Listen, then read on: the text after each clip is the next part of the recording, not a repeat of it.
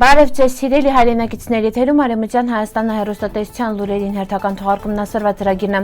Արմենակ Աբրահամյան բնիկությունը, պատասխանատվությունը, սեփական հողի ու հիշողության հանդեպ Իրանը հայտարարում է Ամերիկայի ռազմաբազաներին հարվածները շարունակելու մասին 19 տարեկան արցախցի երիտասարդը կիրքահարատարական նվիրված Արեմտյան Հայաստանին Կոստանդնուպոլսա Սուրբ Կարապետ հայկական եկեղեցին վերաբացվալա վերանորոգման յետը միջազգային իրավունքն Արցախի հիմնարար իրավունքների հարցը 1930 թվականին գաղտնազերծված թուրքական զեկույցում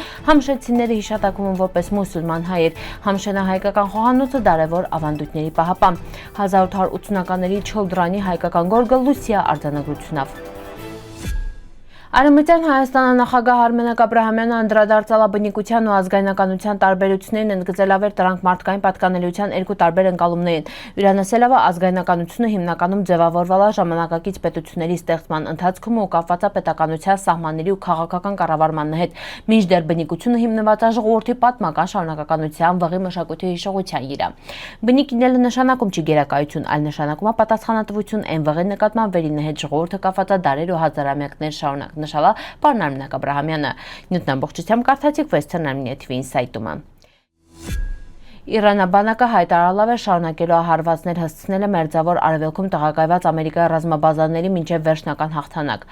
IRN-ի փոխանցումով հրադադարի խախտման յետը Իրանը մի շարք անօդաչու թռչող սարքերի հարձակումներ է իրականացրել տարածաշրջանում գտնվող ամերիկյան ռազմական օբյեկտներին դեմ։ Միաժամանակ Ամերիկայի կենտրոնական հրամանատարությունը հայտնել է վերահարվածներ հասցրել Իրանը հրթիռային ենթակառուցվածքներին, անօդաչու թռչող սարքերի բազաներին, ռազմածովային ուժերի ու առափնյա պաշտպանության մի շարք օբյեկտների։ Կողմերի միջև ռազմական լարվածությունը շարունակում է աճել։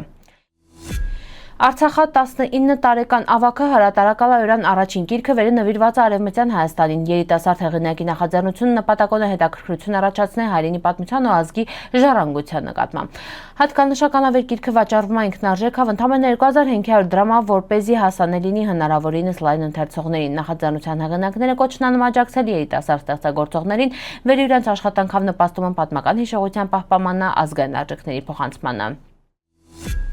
Կոստանդնուպոլսա Սկյուտար թաղամասում գտնվող հայկական Սուրբ Կարապետ եկեղեցին Էրկան վաղտվա ռեմոնտանի յետը վերաբացվալա վերաբացման ուղղության արարողությանը մասնակցել են Կոստանդնուպոլսա հայոց պատրիարք Սահակ arczepiskopos Մաշալյանը, arczepiskopos Արամ Աթեշյանը, եկեղեցու հիմնադրի ներկայացուցիչներն ու հոգևոր դասը։ Պատարագի ընթացքում Սահակ arczepiskopos Մաշալյանը շնորհավորել է եկեղեցու քահանա Եղիշե Ուչքունյանին, մաղթելավիրան արդյունավետ ծառայություն։ Վերաբացման յետը Սուրբ Կարապետ եկեղեցին նորից հյուրանտառները պեցարալ հավատացյալների ռճին շարունակելով ծառայել Կոստանդնուպոլսա հայկական համայնքին։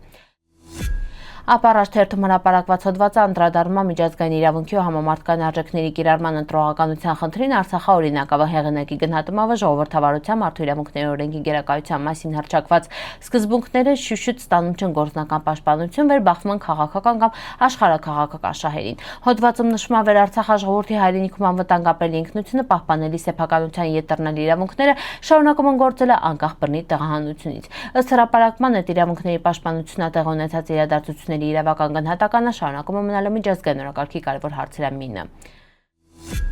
Թուրքական արխիվից գաղտնազերծված 1930 թվականի ներքին գործերի նախարարության զեկույցի թեզատեղեկությունների ներկայացնում Արևելյան Սևծովյան տարածաշրջանի բնակչության վերաբերյալ փաստաթղթում անդրադարձ կատարվում Տրաբզոնա, Ռիզեի, Հոպայի ու Աթինայի բնակչության լեզվական ու էթնիկ կազմի։ Զեկույցում Աթինայի մասին նշվում է, որ այնտեղ բնակվում է ՄԽԼ համշենահայ դոմեներ, իսկ համշենցիները ներկայացվում են որպես առանձին բնակչական խումբ, չդասվելով լազերի շարքին։ Հետազոտողների գնահատումով այս փաստաթղթը կարևոր սկզբնաղ է, որովհետև արտացոլմաթա հունցն առաջին տարիներին պետական մարմինները բնութագրել իսլալ համշենաբնակչությանը ու Արևելյան Սևծովյան տարածաշրջանի էթնիկ պատկերը։ Համշենահայկական խոհանոցը հայկական խոհարարական մշակույթի ինքնատիպ ճյուղերամինն է, որը ձևավորվել է Սևծովյան լեռնային տարածաշրջանի բնական պայմանների ազդեցությունով։ Դարերի ընթացքում անկախ կրոնական փոփոխություններից համշենցիները պահպանալ ՄԽԼ հնագույն հայկական խոհարարական ավանդույթն է։ Համշենցիների ավանդական ուտեստների շարքում առանձնանում են քավուրման, էրկանվաղ, դանդաղ եփված գառան կամ տավարի միսը, եգիպտացիոնի ալյուրից բդրաստվող չադի հացը, մածնավու լեռնային խոտաբույսերով ապուրները, կաղամբավ դոլման, հունցնավ հավիցը, քույմակ, եգիպտացիոնի ալյուրից կարագից ու տեղական պանրից պատրաստվող կերակուրը։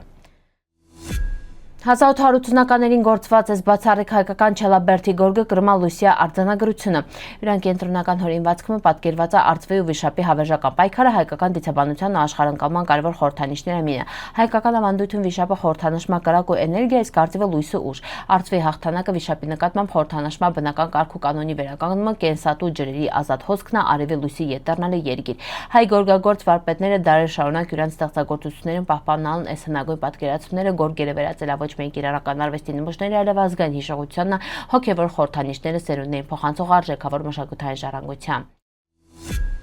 Սիրելի հայրենակիցներ, սարվետ այսքան պատրաստալ ապրիկ ուշադրության հետ պնդկացիք։